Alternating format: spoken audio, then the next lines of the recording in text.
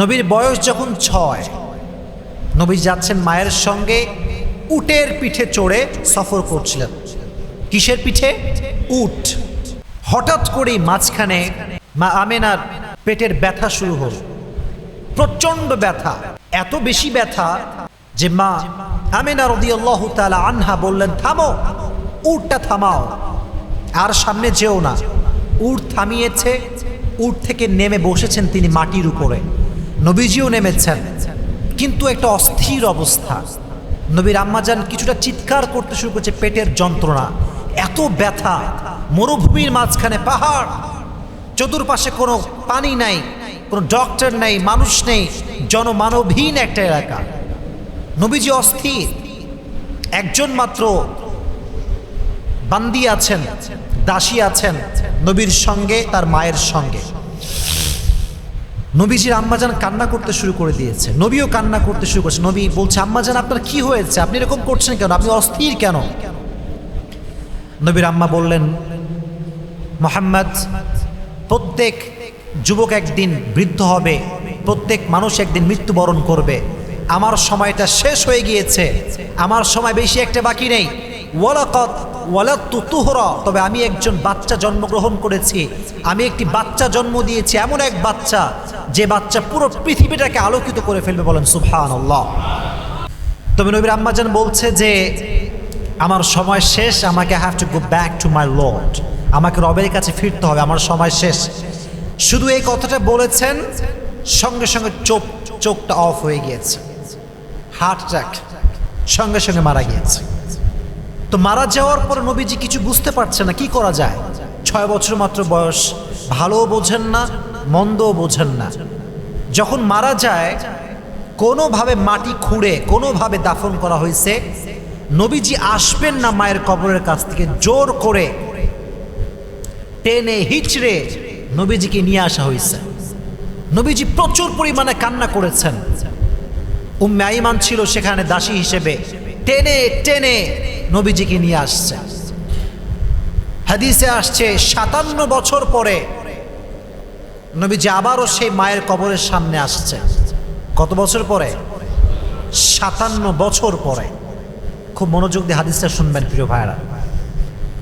যখন কবরের সামনে আসছে, সাহাবা একরাম সব নবীজির সামনে দাঁড়ায় আছে। নবীজি বলছেন, তোমরা সব দূরে যাও, আর আমি যদি কান্না করি তোমরা কেউ আমার সামনে কান্না করবা না।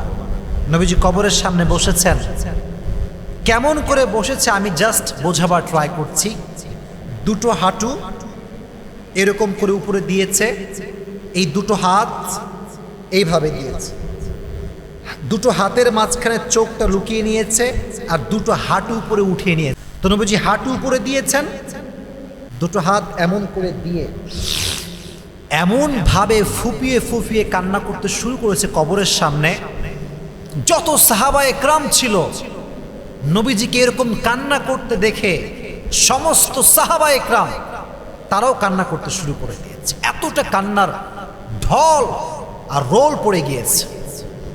নবীজি কবরের পাশে দাঁড়িয়ে একটা বাক্য বলেছেন, যেটা heart touching sentence, heart touching word. নবীজি বলছে, আম্মাজান, আপনি তো জানতেন যে আমার পৃথিবীতে কেউ নাই, আমার জন্মের আগে বাবা মারা গিয়েছে, একমাত্র আপনি আমার আপন ছিলেন, আপনি আমাকে রেখে কোথায় গেলেন? বারবার বলছে, আপনি আমাকে রেখে কোথায় গেলেন? আমি তো একা, আমি তো বড্ড একা হয়ে গিয়েছি আপনাকে ছাড়া, এতটা বছর আমি আপনাকে ছাড়া কাটিয়েছি, আমাদের আপনি কোথায় গেলেন? এ কথা বলছে আর কান্না করছে, পুরো 2 চোখ বেয়ে বেয়ে পানি পড়ছে। তখন তিনি বলছেন, সাহাবা একরাম শোনো, আমার আম্মা তো বেঁচে নেই, যদি আম্মাজান বেঁচে থাকতো, আর যদি আমি এশারের নামাজ দাঁড়াতাম, আল্লাহু আকবার, আর আমার মা যদি আমাকে ঘর থেকে ডাক দিত, ইয়া মুহাম্মদ, আমি আমার এশারের নামাজকে ছেড়ে আমি আমার মায়ের ডাকে সাড়া দিতাম। সুবহানাল্লাহ পড়া। সম্মান কাকে বলে, রেসপেক্ট কাকে বলে, স্ট্যাটাস কাকে বলে, কতটা সম্মান দিয়েছে। অথচ আমরা যারা আছি যুবক ভাইরা, আমি সহ, আমরা উই আর অল হিয়ার, আমাদের সমস্যাটা হচ্ছে আমরা আব্বা আম্মাকে যথার্থ মূল্যায়ন করতে পারি না। এই যে মাঝে মাঝে দেখবেন আব্বা বসে আছে, মা বসে আছে, খাওয়ার সময় আমাদেরকে ডাক দেয়, এই খেতে আসবি না, কত মোবাইল টিপিস, এত মোবাইল টিপতে হয়, খাইতে হয়। আমরা খুব রাগ করি, হ্যাঁ এত ডাকতে হয় নাকি, এত ডাকে কেউ? এই যে আমরা বাজে ব্যবহারটা করি, আল্লাহর আরশ পর্যন্ত কেঁপে যায়, আল্লাহ বড্ড নারাজ হয়। নবীজি বলেছেন, রিদাউর রব্বি ফি রিদাইল ওয়ালিদাইন ওয়া সাখতুর রব্বি ফি সাখতিল ওয়ালিদাইন। আব্বা আম্মা খুশি মানে তোমার জান্নাত ওয়াজিব হয়ে যাবে। সুবহানাল্লাহ পড়ে। প্রিয় ভাইরা, সবসময় আমরা একটা কথা বলি, দাঁত থাকতে দাঁতের মর্ম বোঝো। শোনো প্রিয় ভাইরা, আমি একটা কথা বলি, সবসময় বলি, আগেও বলেছি আজও বলছি, যতক্ষণ পর্যন্ত আপনার ভালোবাসার মানুষ, যত্নের মানুষ আপনার কাছে আছে, মূল্যায়ন করার চেষ্টা করার। মরে গেলে লক্ষবার কেঁদেও কোনো লাভ হবে না। এজন্য সময় থাকতে আমরা চেষ্টা করব আব্বা আম্মার মূল্যায়ন করবার জন্য। যদি আমরা যথার্থ মূল্যায়ন করতে পারি, আমাদের জীবনকে ধন্য করে দিবে একজন। আওয়াজ দিয়ে বলেন, তিনি কে? তাহলে বোঝা গেল আজ থেকে আমরা মায়ের খেদমত মন থেকে করবো তো ইনশাআল্লাহ। শুনি না, জোরে বলতে হবে ইনশাআল্লাহ। তো নবীজি কবর থেকে উঠে আসলেন। আরেকটা হাদিস আমি শোনাতে চাই। ওমরে ফারুক রাদিয়াল্লাহু তাআলা আনহুর নাম শুনেছেন আপনারা সবাই? বলেন, শুনেছেন সবাই? সাধারণ সাহাবী না অসাধারণ সাহাবী? অসাধারণ সাহাবী। আরেকজন সাহাবী, তার নাম হচ্ছে আলী রাদিয়াল্লাহু তাআলা আনহু। দেখেন যুবক ভাইয়েরা, আব্বা আম্মার খেদমত কতটা বেশি জরুরি, এই হাদিসটা বলবো, তারপর আরেকটা হাদিস বলবো, আমাদের আলোচনা আজকে শেষ হয়ে যাবে। নবীজি বলেন, ইয়া ওমর, ইয়া আলী, আমার মৃত্যুর পরে একজন যুবক হজ করতে আসবে, তার নাম হবে ওয়াইস। তার নাম হবে কি? ওয়াইস। যখন সে আসবে তোমরা তার থেকে দোয়া নিবা। সুবহানাল্লাহ পড়লেন না? নবী, হ্যাঁ আমরা কেমন তার থেকে দোয়া নিব? নবীজি বললেন, সে এমন একজন যুবক, সে আব্বা আম্মার খেদমত এত বেশি করেছে, যখন আল্লাহর কাছে হাত তুলে আল্লাহর সঙ্গে সঙ্গে সব দোয়া কবুল করে নেয়। সুবহানাল্লাহ। হাত তুললে দোয়া কবুল হয়ে যায়। তোমার দোয়া করাবো অবশ্যই তাকে দিয়ে। নবী চলে গেলেন, ইন্তেকাল করলেন। দীর্ঘ লম্বা সময় পর যখন হজের মৌসুম আসলো, সব লোক হাজিরা হজ করতে আসছে।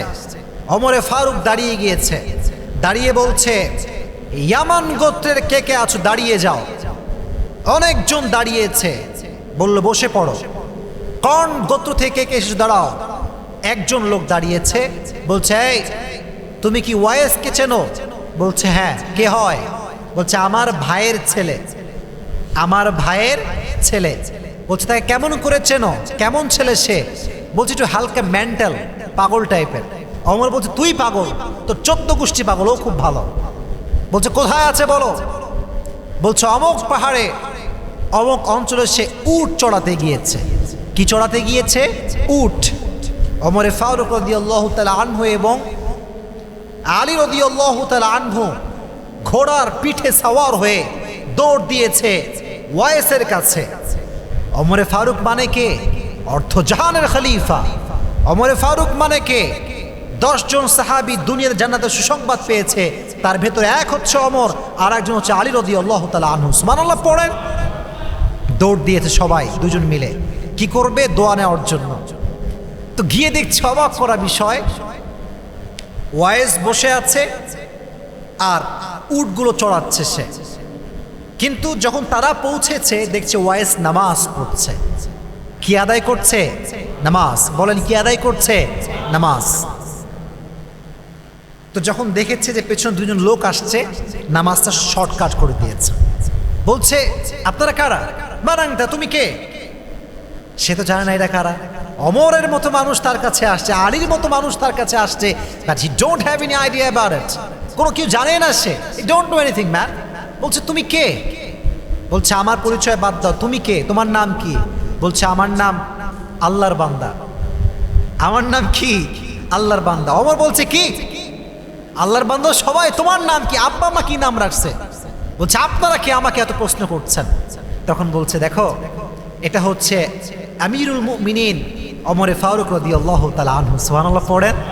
আর আমি হচ্ছি আলী, আমি হচ্ছি আলী। এই কথা শুনে ওয়াইস শকড, সারপ্রাইজড। এই 2 জন মহাপুরুষ, বীর পুরুষ আমার কাছে কেন আসছে?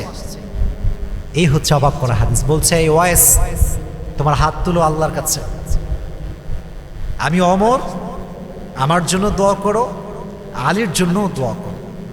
সুবহানাল্লাহ বললেন, বলছে আমি আমার মতো অধম আপনাদের জন্য দোয়া করবে? লা মাহাল, হাউ কাম ইট পসিবল? এটা হতে পারে না, আপনারা আমার সাথে অনেক বড় বুজুর্গ, অনেক বড় আল্লাহর ঘনিষ্ঠ বান্দা। বলছে ওয়াইস তোমার কাছে আমরা দোয়া চাইতে আসি নাই, নবীজি নিজে আমাদেরকে তোমার কাছে দোয়া নেওয়ার জন্য পাঠিয়ে দিয়েছে। সুবহানাল্লাহ। মায়ের খেদমত এত বেশি করেছে যে হাত তুলতে দেরি হয়, দোয়া কবুল হতে দেরি হয় না। এজন্য যুবক ভাইয়েরা মায়ের খেদমত মন থেকে করবেন।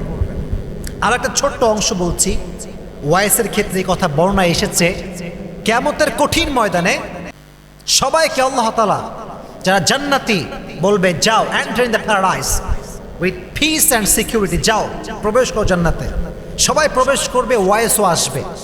আল্লাহ বলবে ওয়াইস কেফ, স্টপ, থামো, তুমি যাবা না। তো ওয়াইস ভয় পেয়ে যাবে, আরে আমি কি জাহান্নামী নাকি, আমি কি জানা যেতে পারবো না? আল্লাহ বলবে ওয়াইস তোমার পেছনে তাকাও। পেছনে তাকাবে, দেখবে যে অনেকগুলো মানুষ জাহান্নামের ফয়সালা হয়ে গিয়েছে, সব they are from the hell fire people, সব জাহান্নামী। আল্লাহ বলবেন ওয়াইস তোমার হাত উঠাও, তোমার আঙ্গুল দিয়ে ইশারা করো সবার দিকে, যার যার উপরে তোমার আঙ্গুল যাবে আমি প্রত্যেকের জন্য জাহান্নাম হারাম করে দিয়ে জান্নাত ওয়াজিব করে দেব। মায়ের খেদমত, মায়ের দোয়া কত দামি। এজন্য যতদিন বেঁচে আছি আমরা আব্বা আম্মার খেদমত করব। তবে একটা প্রবলেম আছে, everyone has a big problem about on matter. একটা বিষয় সবার সমস্যা, বিয়ে করলে বউ আসলে দেখবেন অটোমেটিক্যালি একটা সংসার দ্বন্দ্ব লেগে যায়। এই সমস্যা বাংলাদেশের প্রেক্ষাপটে যুবক ভাইয়েরা আছে না নাই? এরকম মরা কেন তোমরা বলো, আছে না নাই? Biggest problem in our society. বউ বলে যে তোর কাছে তোর মা বেশি দামি না আমি বেশি দামি, ক। আর মা বলে আমি বেশি দামি না তোর বউ বেশি দামি, যুবক যাবে কোথায়?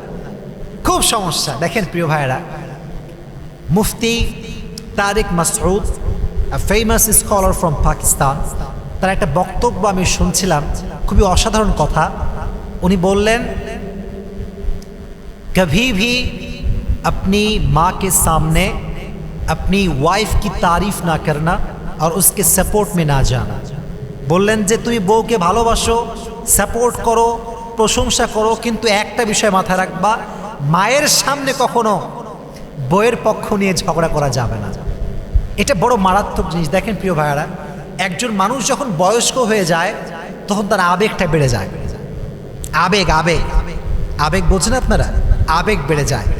আপনি যদি বিয়ে করার পরে মায়ের সামনে বলেন তুমি খারাপ, আমার বউ কত ভালো, কত সুইট, এমনও হতে পারে আল্লাহ না করুক আপনার আব্বা মা হার্ট অ্যাটাক করতে পারে।